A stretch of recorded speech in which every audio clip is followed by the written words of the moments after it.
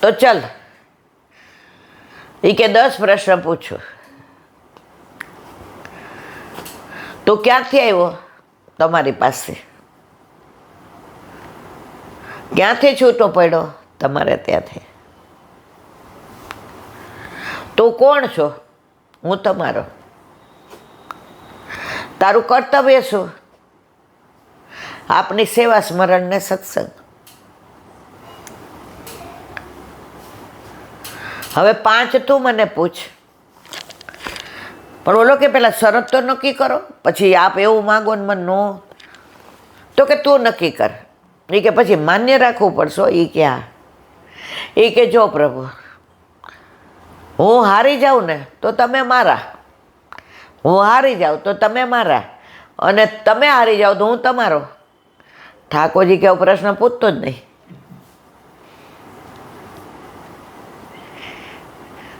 તો પ્રભુ આપણા ઘરે પધારે છે તો આપણે એને હરાવી દઈએ તોય આપણે એના, અને એ જીતી જાય તોય આપણે એ આપણો. તો જે રાજાને અહીંયા જે મજા આવી, ત્યાં જઈને રાણીને એ જ વાતી કરે, કુંવરને અરે બાપા આજ તો હું કાંઈ. તો ઘણીવાર આપણે ખાલી હવે છોકરાઓ નાની ઉંમર છે, જાય ફરવાઈ જાય ને અમેરિકા જાય ને હવે ક્યાં જાવ ને સ્કોટલેન્ડ જે હવે ફરવા જાય, પિક્ચર જોઈએ. તો આપણે કાંઈ કરીએ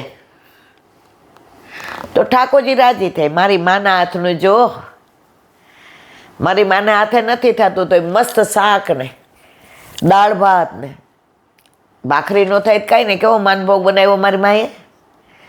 પ્રભુને આપણા હાથનું આરોગો છે. હવે આપણે મુખિયાને ભીતરિયા રાખીએ, તમે કરો. ઠાકોરજી કે આવું બધું કરવું હોત તો મને હું કામ પધરાવ્યો? ભલે વાય ન પધરાવતા. મને તો મારી મા જમાડે, મારી મા બનાવે. એક વાર તૃપ્તિ ટાઈમમાં હતી ને ખબર છે, આપણે ટિફિન મંગાવ્યું, આરાધ્યા હરામ બરોબર મોઢામાં નાખ્યું હોય તો. ઠાકોરજીને તમે આવું ધરાવ્યું? મેં કીધું ના, અમે તો ખીચડી ને દહીં. બેટા બાને આજે મને ખીચડી ને દહીં આપો. યાદ છે ને તમને? ધરાઈને ખાધું. બા આ બધું તમારે નહીં મંગાવવાનું, તમે જે તમે બનાવો ને એ બા. આજની તારીખમાં બાએ દાળ ન બનાવી હોય તો ઊભો થઈ એને ટેસ્ટમાં ખબર પડી.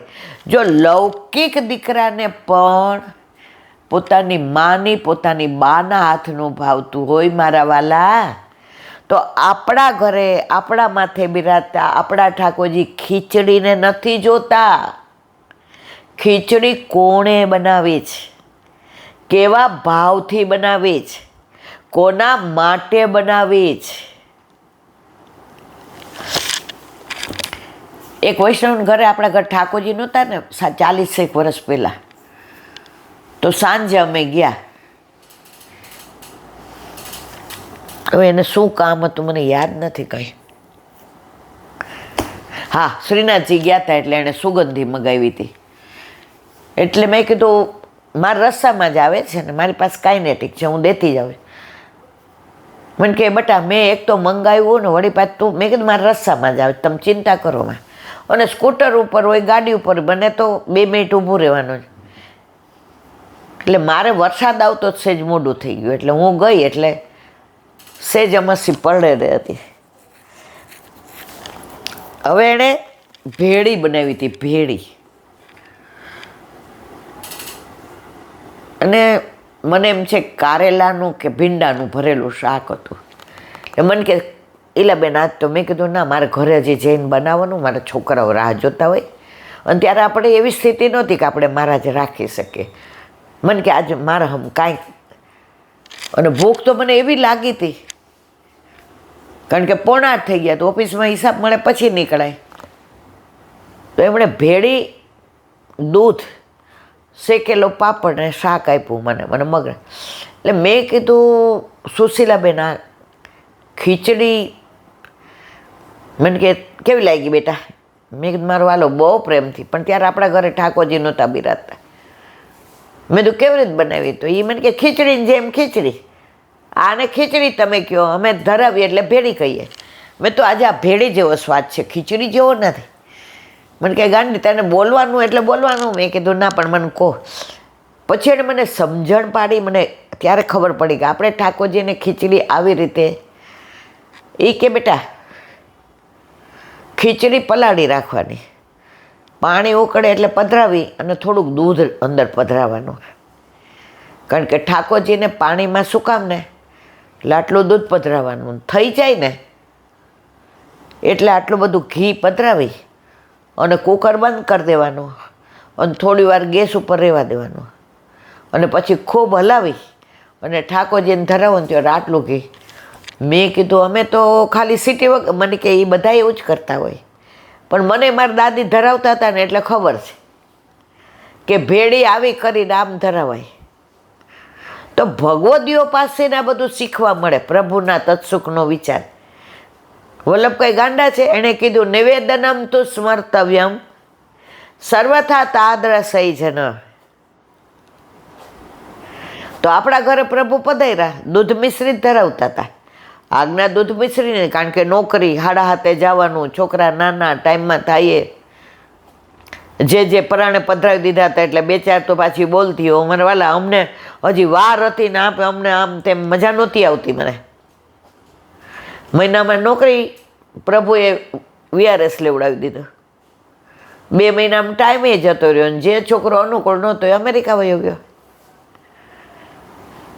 ભાઈ તમારા ઘરે ત્રિલોકનો નાથ આવે પછી દોરી એને જ જોવાનું જ, આપણે જોવાનું જ નથી. અને પ્રભુ પછી દાળ બાટી આરોગ્ય. ભલે અત્યારે આપણે કરી શકીએ છીએ, નથી કરી શકતા. આજે પેલા યુવાન હતા ને જે થતું હતું, ઠાકોરજીને પધારે 26-27 વર્ષ થઈ ગયા. હવે ત્યારે આપણે 40 કે 42 ના હોય અને જે અત્યારે ન થાય. પણ રોજ મારો વાલો આપણા હાથે દાળ ભાત શાક બનાવડાવે તો આપણે રાજી થઈએ. માં બસ જન્મારો સફળ. ઘરમાં ઠાકોરજી હોય ને એને આનંદ.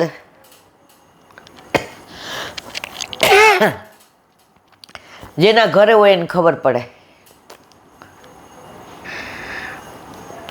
મર્યાદાનું એક ગીત છે, મને આવડતું નથી પણ એક લીટી ખબર છે. પગલીનો પાડના લીપ્યો ને ગોપ્યો મારું આંગણું. પગલીનો પાડનાર દ્યો રે યમુના મૈયા, વાંજિયા મેણા માતા દોયલા. આખું સરસ છે.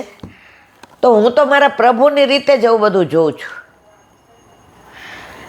કે આપણે ઠાકોરજી ઘરમાં ન હોય, બ્રહ્મ સંબંધી હોઈએ, અપ ટુ ડેટ રહેતા હોઈએ, ઘર up to date, time to time ખાવાનું પીવાનું, ક્લબમાં જવાનું, કિટી પાર્ટીમાં જવાનું, સોશિયલ મીડિયામાં જવાનું, પ્રોગ્રામ એટેન્ડ કરવાના, લોકોમાં આપણી વાહ વાહ થાય. આહા ઈલાબેન એટલે લીપ્યું ને ગોપ્યું મારું આંગણું, પગલીનો પાડનાર.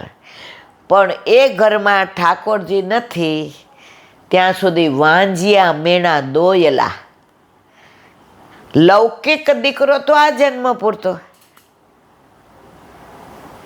પણ અલૌકિક તો જ્યારથી પૃથ્વીનું સર્જન પ્રભુએ કર્યું ત્યારથી આપણો લાલો, આપણો પતિ, આપણો મિત્ર, આપણો ભાઈબંધ, આપણી બેન, આપણો ભાઈ, બધું પ્રભુ હતો.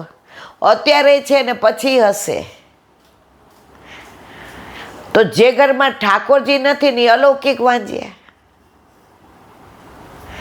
પગલીનો પાડનાર દેરે યમુના મૈયા, વાંજિયા મેણા માતા દોયલા.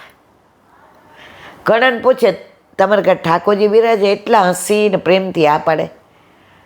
એ કે ઠાકોરજી તો હોય નીલાબેન આપણે વૈષ્ણવ એટલે. પછી મને એક ભગવદીએ શીખવાડ્યું. એ કે શરૂઆતમાં આ સત્સંગને ચાલુ કર્યું, વૈષ્ણવ આવે તો ઘણા મને ઉલ્લું બનાવી જતા હતા. તો એકવાર બેઠા હતા, એણે સમજાવી દીધું, એટલે આવું નહીં કરવાનું. મેં તો કેવું મને કેમ કે ને હા એટલે તારે પૂછવાનું કોને પુશ કરી દીધા એટલે બધું ખબર. આપણે પૂછીએ ના પુશ નથી કરે, પણ બધી સેવા તમારાથી સરસ, પાક્કી સેવા. હવે આ પાકી કેવી રીતે કહેવાય એ જ ખબર નથી પડતી મને. તો મારા વાલા, જ્યાં સુધી ઘરમાં ઠાકોરજી ન હોય, મંદિરિયા સુના રે, ઠાકોરજીની સેવા વિના અંતરિયા તલસે રે, ઠાકોરજીની ઝાંખી વિના. સરસ છે આખું. તો જે ઘરમાં ઠાકોરજી ન હોય, તમે જોજો એનો પ્રભાવ જોજો, પણ તમારા જીવનમાં કોઈ અભાવ જ નહીં રહે. અને તમારો સ્વભાવ ન સુધરે તો મને કહેજો.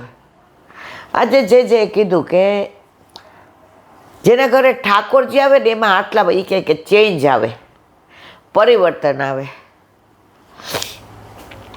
એ કે એક તો એના દીનતા આવી જાય, હું પદ ઓછું થાય, જાય નહીં, ધીમે ધીમે ઓછું થાય.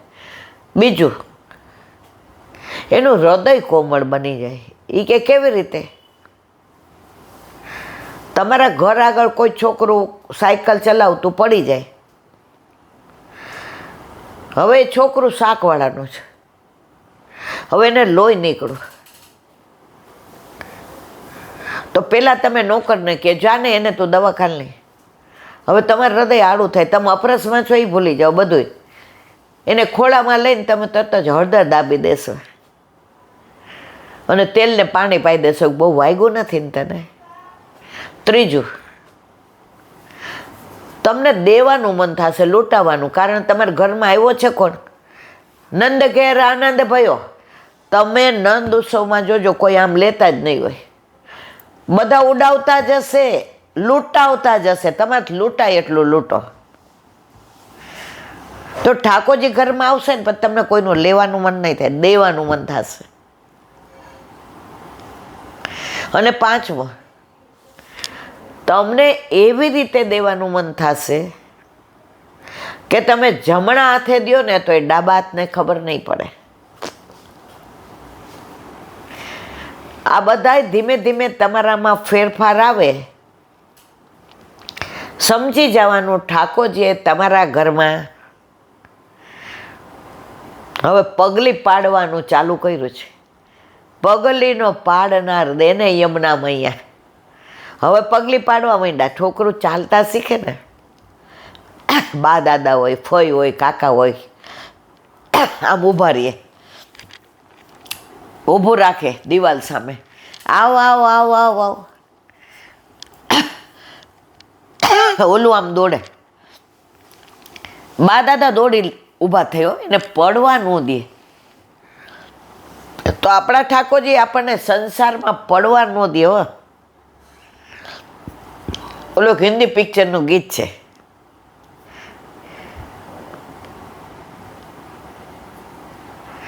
એક તેરા સાથ, एक तेरा साथ हमको दो जहां से प्यारा है, एक तेरा साथ ना मिले संसार तेरा प्यार तो हम. અમને સંસાર નથી જોઈતો, બસ તારો પ્યાર અમારો છે ને તું અમારો છે. ઠાકોરજી જેના થઈ ગયા ને એને પછી મેળવવાનું સૂર્ય છે. ઓલા રાજાએ જાહેર કર્યું કે આજે મારો જન્મદિવસ છે ને, અહીંયા બાર બધા હીરા ને મોતી ને માણેક ને પરવળ ને સોના ને ચાંદી ને રૂપા ને બાર બધા કોઠા ભરીને મૂકો છે. લૂંટા એટલો લૂંટી જાઓ, જાઓ આજે મારો જન્મદિવસ છે. બધાય 5 વાગ્યાના બદલે હવા રાતના 12 વાગ્યાના બેસી ગયા, લૂંટવા જ માંડીએ. 2 પગે અપંગ છોકરી હતી, ઘોડી લઈને આવી. એ કે કાંઈ નહીં, બધા આટલું બધું લૂંટશે તો મને એકાદો હીરો મળી જાય ને તો મારો મેળ પડી જશે. હવે જે ધસારો જોયો ને તો એક ઝાડ નીચે ઊભી રહી ગઈ કે ના ના, આમાં મારી ઘોડી પડી જાય કે હું પડી જાઉં તો આટલું મારાથી નહીં ચલાય. એટલે હું હવે રાજા જુએ બધા જે લૂંટતા હતા કે મારો જન્મદિવસ છે, કેવા બધા આનંદ કરે છે. ઓલી છોકરી પાછળથી આવી અને સિંહાસન પર રાજા બેઠા હતા ને એને બાથ ભેડી ગઈ. અરે મારા દીકરા, તારે શું જોઈ છે? કાંઈ નહીં. અરે એ કે તમે મારા કે નહીં? મેં તમને બાથ ભેડી ક્યાં? તો આ બધું મારું કે નહીં? રાજા કે હવે તારે મહેલમાં જ રહેવાનું. કુંવરીની બાજુમાં નાની કોટડી છે, એ બધું તારે. હવે તું કે ને એમ રસોઈયા તને બનાવી દેશે. કપડાં તારે પહેરવાનું, ઓઢવાનું, તારે રમવા જવાનું, તારે ખાવાનું પીવાનું, તારા ઢીંગલી પોત્યા બધું તું કેમ. છોકરી કે આપણા લૂંટવામાં ગયા હોત ને તો ઘોડી ગુમાવ આવત. રાજાને ભેટી પડી તો બધું મળી ગયું.